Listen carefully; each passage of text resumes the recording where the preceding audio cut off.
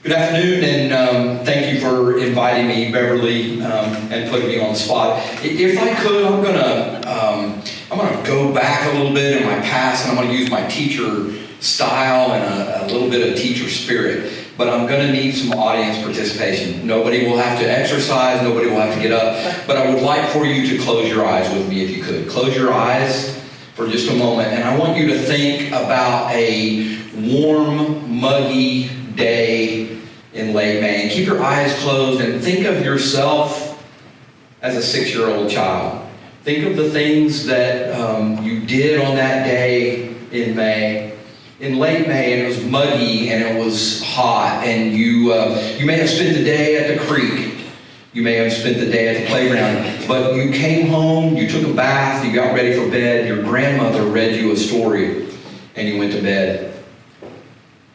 And imagine the fear and pain as you were ripped from your bed, thrown into your yard in the middle of the night. It's 10:30 at night, and all you can hear is the screams of your neighbors. Imagine, if you would, that there's a pain that you don't recognize, that you've never, as a 6-year-old, you've never experienced. And that pain is from an injury that you have been bounced across your yard. And imagine that all you can hear is the sound of sirens and the storm and the neighbors that are in pain. Keep imagining for me, if you would, the fear that you have as you open your eyes and you open your mouth and you spit out the mud from the yard. And then imagine, if you would, that you see a light, and in that light is an adult that you recognize. As your family is in pain around you, so much pain that you look over and your mother's leg is not attached to her body. But imagine that that light and that voice is one that you recognize. Open your eyes, please, and indulge me for a moment while I tell you what happened May 26th. We had a tornado in Reno that was a killer. 22 of our kids were displaced from their homes in that very scenario. A 6-year-old boy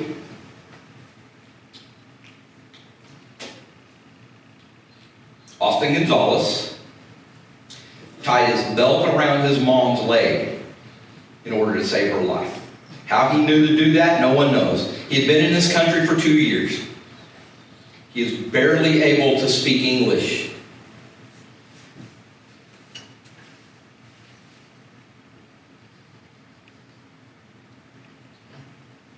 The first adult that he saw was Assistant Chief Captain Sam Webster. And he knew him as Captain Sam. Because, Captain Sam was a mentor in his school. 6.5 years ago, there was no mentoring program in our school district. There was no mentor Captain Sam.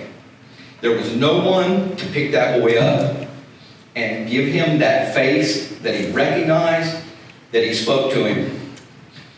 That day, that little boy, Austin Gonzalez, told first responders in English, after 2 years in this country, as a 6-year-old, in English, where the hurt people were and what their names were.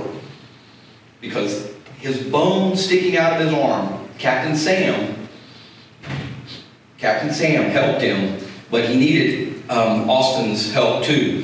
Because the 22 kids in that trailer park that were affected that day were all Hispanic kids in our school district. And so if you don't think that what you're doing makes a difference as a mentor, all of the data that we create in academic achievement goes right gone with the wind when that tornado hits. But the thing that Austin Gonzalez will take with him forever is the first adult he saw was a mentor that he recognized and who spoke to him that particular day. So the Born Mentoring Initiative, the Coaches Challenge, everything that we do, and Suzanne, thank you for bringing this idea, this program to us at El Reno. It is one of the most successful builders of citizens that I've ever been a part of for that reason. Someone that will reach down and get a kid out of the mud.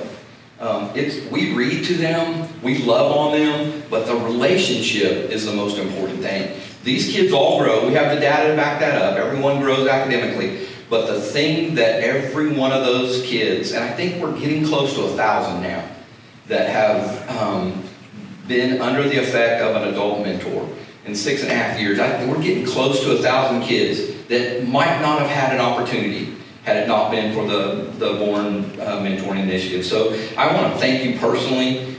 This is a very important program for us. What you're doing as trustees affects people that you will never understand or never meet, or possibly we don't. All of them aren't success stories. I'm not going to sit up here and lie to you. We lose some of them, but this program saves kids' lives. And I have one more thing as I'm finishing. It's not the kids whose lives are affected the most. It's mine.